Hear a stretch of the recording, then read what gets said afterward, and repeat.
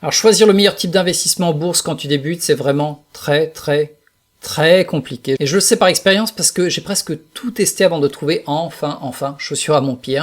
Et ça m'a pris presque, je crois que c'était 4 ans. Et ce qui rend le choix encore plus complexe, c'est que quand tu recherches des infos sur internet, on va te sortir tout un tas de mots ultra compliqués. Et donc ça me rappelle un peu le yoga où cette nénette elle va te dire: bonjour les yogis, aujourd'hui on fait Adho Mukha Svanasana. Donc certes ça fait cool, expert de balancer ce genre de mots, et en trading c'est pareil, les gourous ils adorent les mots ultra compliqués, mais surtout le problème c'est qu'il n'y a pas une seule façon et unique meilleure manière de réussir en trading. Chaque méthode fonctionne, chaque méthode va avoir ses avantages et ses inconvénients. Donc en gros ça dépend juste de toi, de ta personnalité, de tes objectifs et du temps que tu peux y consacrer. Donc ce que tu vas voir aujourd'hui dans cette courte vidéo, et donc ne t'inquiète pas, je te balancerai pas tout un tas de mots compliqués pour me faire paraître, on va dire, plus intelligent.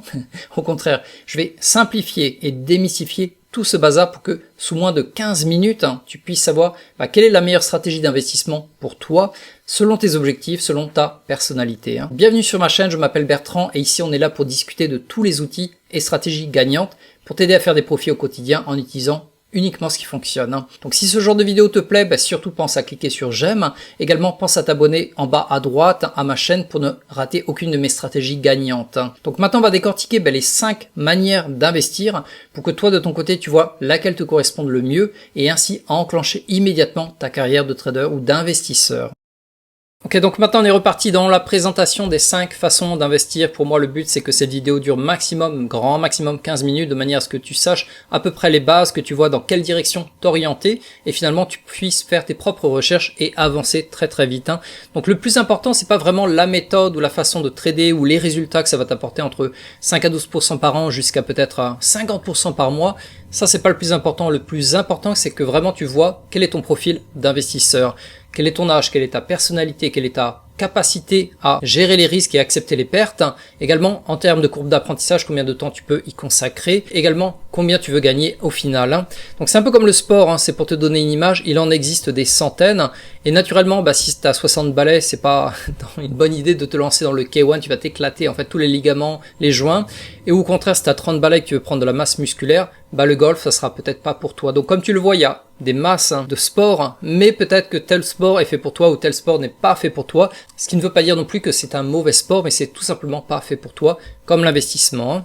Donc maintenant, ce que l'on va voir, comme je te l'avais dit, c'est 5 façons d'investir, et on va voir en priorité les gains que ça va te rapporter sur telle ou telle méthode, quel type d'investisseur serait prêt à faire ce genre de méthode, le temps que ça prend, et finalement mes recommandations pour telle méthode. Donc on est parti avec la première méthode, comme tu le vois, il y en a 5. La première, je te donne un peu la vue d'ensemble, l'investissement classique, ça va rapporter entre 5 à 12% par année. Ensuite, on a ce qu'on appelle le swing trading qui va rapporter entre 15% jusqu'à 80% si tu fais des choses un peu plus avancées par année. Le forex qui sont les parités monétaires, 5 à 15% par mois, là c'est même pas par année, c'est énorme. Mais là on s'adresse vraiment à du professionnalisme. Et finalement il y a le day trading ou ce qu'on appelle également le scalping, pareil 10 à 30% par mois, mais là il faut devenir un professionnel. Et la dernière chose, c'est la crypto dont tout le monde parle, qui peut rapporter jusqu'à moins 100%, ça veut dire perdre la totalité de ton capital parce que ultra dangereux, jusqu'à 50% si tu décides d'investir dans des formations, de le faire de manière, on va dire, soft. Donc on va démarrer avec le premier qui est l'investissement classique qui rapporte entre 5 à 12% par année. Donc c'est le truc on ne peut plus classique, c'est-à-dire que la stratégie que tu vas utiliser, c'est que chaque mois tu vas ajouter de l'argent régulièrement, peu importe qu'il y ait la pleuve, qu'il neige ou qu'il fasse beau, que le marché soit en récession ou en super montée, tu vas rajouter tous les mois continuellement la même somme mois après mois. Donc il y a deux manières de le faire, tu peux le faire de manière on va dire active ou de manière passive. Donc l'actif, ça sera de choisir un panier d'actions notamment, tu vas choisir un peu de Microsoft, de l'Apple, du Coca-Cola, du Facebook par exemple. Et donc ça c'est un peu la stratégie de Warren Buffett, il va choisir plusieurs stocks, il va les garder pendant de nombreuses années. Ou sinon tu vas choisir la stratégie on va dire plus passive, donc là tu as deux choix, tu as le classique.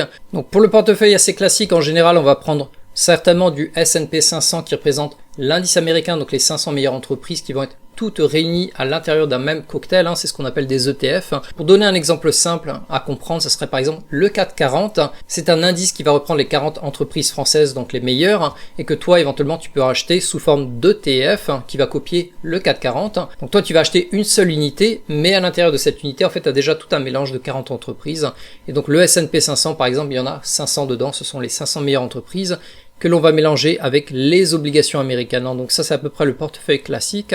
Donc la raison pour laquelle souvent on va investir sur le S&P 500, c'est que vu qu'il va suivre l'économie américaine et que le prix va toujours augmenter, ton portefeuille, naturellement, au fil des ans, il va également augmenter.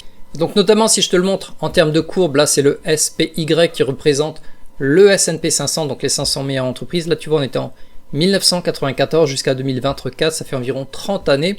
Et comme tu le vois, ça monte considérablement tout le temps, régulièrement. Donc de temps en temps, il y a des gros crashs. Ça peut durer même des fois 2 ans, un crash économique. Mais comme tu le vois, ça continue toujours à monter. Là, il y a eu un crash. Là également, il y a eu un crash. Mais généralement, ça monte. Donc c'est le but. Tu mets de l'argent régulièrement tous les mois, tu fermes les yeux, peu importe que ce soit ici ou là, et tu rajoutes, et au fur et à mesure que les années passent, ton portefeuille va augmenter en moyenne entre 5 à peut-être 8-9%. Donc de retour sur la carte mentale, comme je te l'avais montré sur le passif, on peut utiliser la version classique, donc le S&P 500 et les obligations. Donc de ton côté, pareil, ce sera à toi de faire tes propres recherches. Ou une deuxième approche qui est assez classique, c'est ce qu'on appelle le portefeuille toute saison qui a été fait par Ray Dalio, qui va mélanger différentes choses, notamment l'or, les obligations, les actions, bref. C'est un portefeuille qui peut résister sur le temps et qui rapporte environ, pareil, entre 5 à peut-être 10% par année en moyenne. Donc pour l'investissement classique, le type d'investisseur, en général, ce genre de truc, ça sera plutôt le bon père de famille qui n'a pas trop le temps de s'occuper de son portefeuille, mais tous les mois, il va ajouter un peu d'argent, ou éventuellement le retraité ou encore l'employé qui peut rajouter tous les mois. Donc la recommandation, c'est qu'il faut que tu aies une vision sur le vraiment très long terme, entre 10 ans à 40 ans, parce que des fois, tu peux passer à travers des crashs économiques qui vont durer 2 ans, ou des fois des périodes un peu instables pendant 1 an, 2 ans, 3 ans, bref, il faut avoir une vision sur le long terme. Et en termes de temps requis, ce qui est génial, c'est qu'il n'y a presque rien à faire, tu choisis tes actions et ensuite, tous les mois, tu rajoutes. Donc en gros, peut-être 15 minutes par mois, de temps en temps, on va rééquilibrer le portefeuille, c'est ultra simple.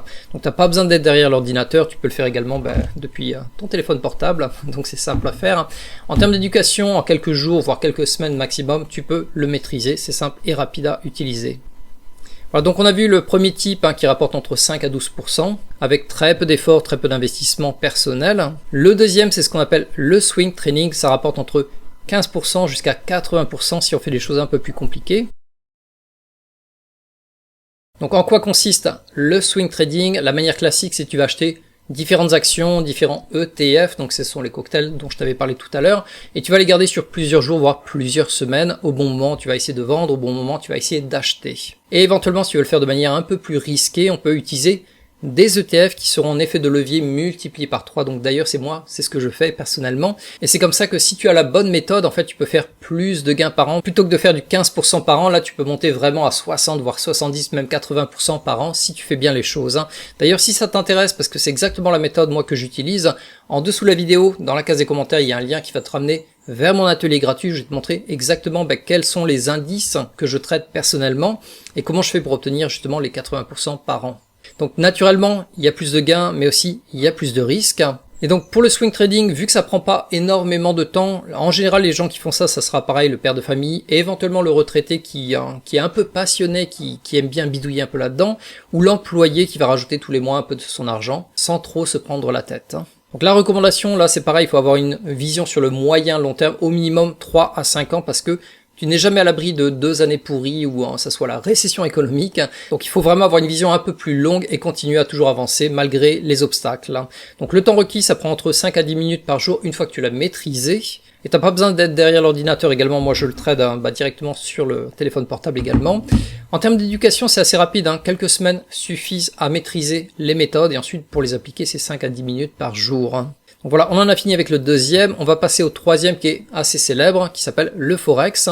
Donc le Forex, on a certainement entendu parler, ce sont les parités monétaires. Donc tu vas échanger des dollars américains contre des euros, ou le japonais yen contre le dollar canadien. Bref, ça peut rapporter entre 5 à 15% par mois, pas par année, par mois. Cependant là, ça demande plus de compétences, il faut rester plus derrière l'ordinateur. Enfin bref, c'est un peu plus pour les professionnels. Donc comme je te l'ai dit tout à l'heure, mon but dans cette vidéo, c'est de donner vraiment la vue d'ensemble pour que toi, tu vois, par rapport à ton profil, par rapport au temps que tu as, par rapport aux compétences que tu voudrais éventuellement acquérir, lequel te conviendrait le mieux. Donc pour le Forex, comme je t'avais dit, c'est les achats de parités monétaires. Pour le type d'investisseur, on va dire plutôt professionnel, voire semi-professionnel.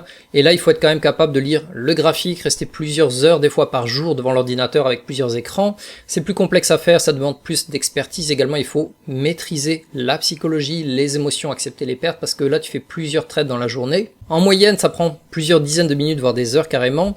Et là, tu as besoin d'être derrière l'ordinateur pour trader. Et en général, on va le faire avec plusieurs écrans. Donc là, ça sera pas vraiment avec le téléphone portable, tranquille, sous les cocotiers. Également, ça demande une belle courbe d'apprentissage de plusieurs mois. Ensuite, on a ce qu'on appelle le day trading, donc c'est un niveau encore supérieur, et le scalping, là on passe du 10 à 30% par mois quand tu fais bien les choses, que tu maîtrises la méthode et que tu as les bons résultats. Donc le day trading, ça consiste en quoi? Ça consiste à faire des achats et des ventes d'actions ou des ETF à nouveau. Là, au lieu de les faire pendant plusieurs jours, voire pendant plusieurs semaines, on va les faire sur plusieurs secondes, voire plusieurs minutes. Et en général, les day traders, ils vont faire 2 à 4 trades par jour maximum, et hop, ils s'arrêtent là. Ils ont gagné peut-être 1, 2, 3% dans la journée, et hop, la journée est finie. Donc le type d'investisseurs, ce sont les semi-professionnels, voire les professionnels. Et attention, 64% des day traders vont perdre de l'argent, seulement 36%, c'est pas beaucoup, vont réaliser des bénéfices. Donc ça, c'était une enquête auprès des Américains, mais c'est à peu près la même chose que tu auras en France. Donc ce que je veux te dire par là, c'est que ça marche, ça paye beaucoup, mais par contre là, il faut vraiment investir en toi. Il faut apprendre les méthodes, les pratiquer en simulation, et ensuite commencer à trader en réel, et petit à petit, monter. Donc c'est pas facile, c'est vraiment un métier, il faut vraiment le voir comme un métier, ça paye bien. Cependant, il faut vraiment que tu deviennes un professionnel, donc ça veut dire y passer pas mal de temps également. Donc là c'est pareil, on va utiliser en général plusieurs graphiques, au minimum 3. Donc 2 graphiques sur lesquels tu vas analyser les courbes et un autre écran sur lequel tu vas passer les ordres d'achat et de vente. Donc en minimum c'est peut-être 1 heure par jour, c'est plus complexe à faire, ça demande beaucoup plus d'expertise et surtout une belle maîtrise de tes émotions. Et en général on recommande de trader au minimum avec 4000 $. Si t'as 500 $ pour commencer, 1000 $ pour commencer, ça risque d'être chaud patate parce que en fait il y aura toujours des frais, des commissions quand tu achètes, quand tu vends, et si tu as moins de 4000, tu vas vite te faire manger ton argent via les frais. Donc le temps requis, comme je te l'avais dit, c'est au minimum plusieurs minutes par jour. Souvent on va le faire à l'ouverture du marché, bam, le marché il ouvre à 15h30 heure française. On va faire des achats, des ventes et hop, la journée est finie. Ou des fois on peut y passer presque 1 heure par jour. Donc tu passes pas la journée, mais cependant c'est rigide. Il faut avoir une méthode, il faut avoir une belle discipline. Et comme je te l'avais dit également, tu as besoin de 3 écrans et surtout tu as besoin d'un courtier qui te laisse faire ce genre de truc que l'on appelle le day trading. Et si jamais tu t'intéresses au day trading, tu peux revoir ma vidéo où je te présente les 4 meilleurs courtier pour justement faire du scalping, du day trading ici que tu retrouveras également sous la vidéo. Et comme je te l'avais dit, finalement ça demande une belle courbe d'apprentissage, au minimum 3 à 8 mois, donc il faut vraiment le considérer comme un métier, c'est-à-dire que si effectivement tu veux faire du quand même 10 à 30% par mois, ce qui est énorme, et surtout ne pas cramer ton compte, il faut vraiment que tu investisses en toi, c'est-à-dire dans tes compétences, dans tes connaissances, dans du matériel, bref c'est un vrai métier à prendre. Et le dernier c'est la crypto. Donc là j'ai mis moins 100% parce que la plupart des gens perdent de l'argent, ou éventuellement jusqu'à 50% par an. Donc il y a 2 façons de le faire. La manière la plus recommandée et recommandable, ça serait de le faire de manière passive, en choisissant un petit panier d'actions notamment. Tu prends un peu de Bitcoin, un peu d'Ethereum, éventuellement quelques altcoins, et tu y mets maximum 5 à 10% de ton argent dedans, et ensuite tu fermes les yeux et tu le laisses pendant plusieurs années. La deuxième manière de le faire, c'est active, donc tu fais des achats, des ventes plusieurs fois par jour, mais c'est là en fait où en général, malheureusement, les gens ils perdent de l'argent avec la crypto. Donc les types d'investisseurs, comme je te l'avais dit, tu as l'investisseur classique, ça reprend un peu la première façon de trader d'ailleurs, l'investissement où tu vas placer 5 à 10% de ton argent et ensuite tu le laisses pendant plusieurs années sans y toucher. Et le deuxième type d'investisseurs, ce sont plutôt, on va dire les jeunes qui sont remplis de testostérone, qui veulent prouver au monde que oui, ils vont être le prochain millionnaire d'ici quelques mois, et bref, ils vont perdre tout leur argent sous peu. Donc la recommandation pour les cryptos, vu que c'est assez récent et peu contrôlé, il faut vraiment y aller modérément avec peu d'argent parce que le risque est ultra élevé, ça va très vite. C'est un peu comme le Far West, je sais pas si tu connais d'ailleurs l'image, on disait que les pionniers, ce sont ceux qui reviennent avec des flèches plantées dans le dos. Donc tu veux pas faire partie des pionniers, cependant, petit à petit, en fait, tout ce qui est crypto, altcoin et autres, commence à être de plus en plus en vogue, les grosses banques également en achètent pour en proposer à leurs clients, donc ça commence un peu à mieux se structurer, s'organiser, mais c'est toujours super volatile, super dangereux, et tu peux perdre 50% de la valeur en quelques minutes, c'est vraiment ultra rapide. Également, c'est pas facile à trader. Donc pour la crypto, 10 minutes par jour, et ça demande une belle courbe d'apprentissage en moyenne entre 3 à 8 mois. Et le plus compliqué, c'est pas vraiment d'apprendre la méthode pour trader, c'est plutôt de maîtriser tes émotions et de trouver le bon moment, parce que la crypto, ça va ultra vite, c'est ultra dangereux. Donc voilà, on a fait le tour des 5. Donc comme on avait vu, c'est l'investissement classique. Si tu veux vraiment y passer le minimum de temps, ce sera l'investissement. En termes de bénéfices, on sera plutôt aux alentours de 5 à 12% par an. Si tu veux le faire de manière un peu plus active, on a le swing trading. Éventuellement, on peut le faire de manière un peu plus avancée, jusqu'à 80% par an. Mais là, ça demande un peu plus de compétences. Et finalement, on a le forex et le day trading qui demandent beaucoup plus de compétences. Ça devient presque un vrai métier. Et cerise sur le gâteau, la crypto. Mais la crypto, éventuellement, on peut le regrouper avec de l'investissement, c'est-à-dire que tu mets 5 à 10% maximum de la valeur de ton portefeuille sur du Bitcoin et du Ethereum, et tu l'oublies pendant quelques années. Donc voilà, on en a presque fini avec cette vidéo. Si tu l'as appréciée jusqu'à présent, s'il te plaît, clique sur j'aime, ça va vraiment me faire plaisir. Également, tout en bas à droite, tu peux cliquer sur le bouton s'abonner, parce que toutes les semaines, je vais publier ce genre de vidéos, des fois un peu plus techniques, sur des méthodes de trading. Et donc, de ton côté, réfléchis à ça. Combien tu veux gagner par mois? Combien de temps tu peux y consacrer? Donc vraiment réfléchis surtout à ton type, ton profil d'investisseur. Est-ce que tu es plutôt genre on se la joue cool, on investit tous les mois et on oublie, ou au contraire est-ce que tu veux être plus actif et devenir un professionnel? Et donc si c'est le cas que tu veux devenir un professionnel, je te recommande également, sous la vidéo, dans la description, tu auras le lien qui va te montrer comment faire du swing trading. C'est la méthode que j'utilise. Également, moi je fais les deux, je fais swing trading et day trading, donc ce sont les deux que j'ai choisis personnellement. Donc voilà, sur ce, je te souhaite énormément de réussite. Et également, si tu veux trouver une méthode qui fonctionne très bien pour les débutants, je t'ai mis ici tout en haut à droite une autre vidéo qui va t'expliquer une méthode ultra simple qui est parfaite pour les débutants et surtout qui marche vraiment bien.